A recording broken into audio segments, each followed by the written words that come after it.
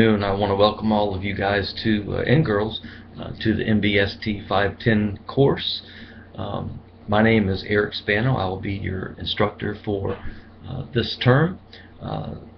This is my very first video announcement, so please be patient with me, but I did want to provide an opportunity for us kind of connect maybe on a better little face-to-face basis. You get to know me a little bit, maybe I can get to know you a little bit better as the course moves on. Want to make sure that everybody's aware that I'm always available to you guys. I want to help you through this course.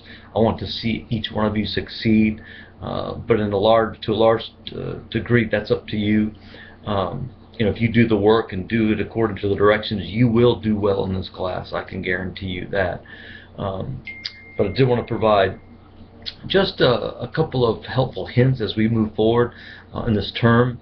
I am hoping that the video announcements become a little bit better and maybe a little bit more inspiring as we move forward in this term, but just a little kind of a helpful reminder about a couple different things. First of all, please make sure that you do read what I posted already in terms of an announcement, but also make sure you read thoroughly the syllabus and the course content, and very especially the late assignment policy, specifically as it relates to discussion boards. There are no late discussion boards accepted, so make sure you take note of that and read through the due dates and all those different types of things. If there are any questions, please make sure to send me an email.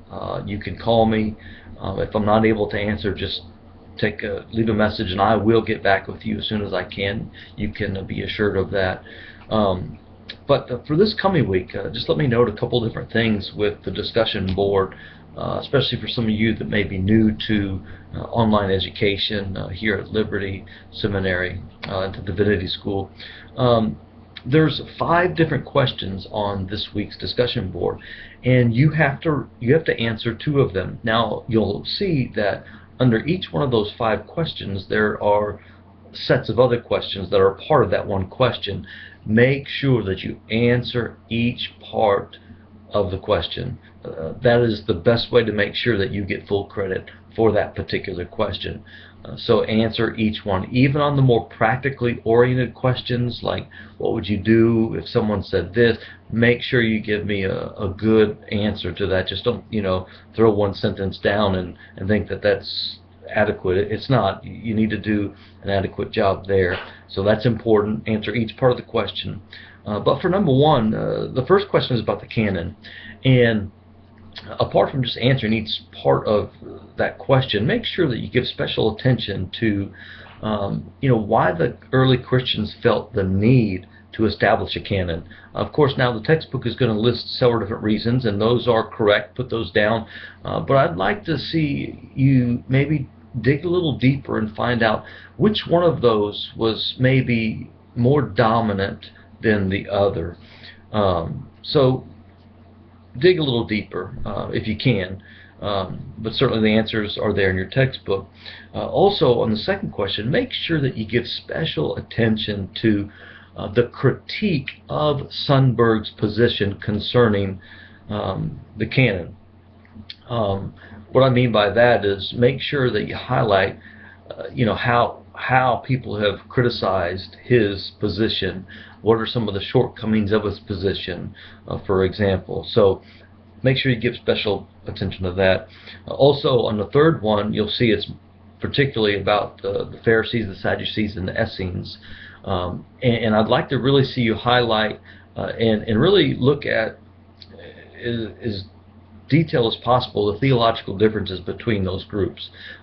Certainly note the origins, but give special attention to what they believed about God and various other aspects of doctrine. Now, I know that with the Essenes it'll be very difficult, no doubt about it, because we know so little about the Essenes. However, with the Sadducees and the Pharisees, we do know quite a bit, so make sure that you give attention to that. And on the fourth question, that one really deals with the so-called conflict between the Synoptic Gospels and John. Make sure you list the reasons why I think they are in conflict. Some think they're in conflict. Then also on the other side of the coin, make sure you list the reasons why some see them as complementary. And so make sure you look at that with special attention. On the fifth one, make sure you do a good job of defining what those three major parts are of a New Testament theology, but also give special attention. Make sure you are able to explain, what are the convictions that kind of flowed out of those major New Testament theological doctrines. And again, it's all in the book. If you find the section, it'll be easy to follow. So just make sure you take care of that. Again, just want to say welcome. And again, I'm always available to you, and I'm hoping that this will be a great semester. If you get a chance, please complete the course requirements checklist by tomorrow at midnight. That would help me out a lot, but certainly no later than Wednesday. Again, thank you for being a part of this class. I love theological students, and I am excited by the fact that you are pursuing a theological education. And again, if you need any help, have any questions, make sure you get in touch. Thank you, and God bless.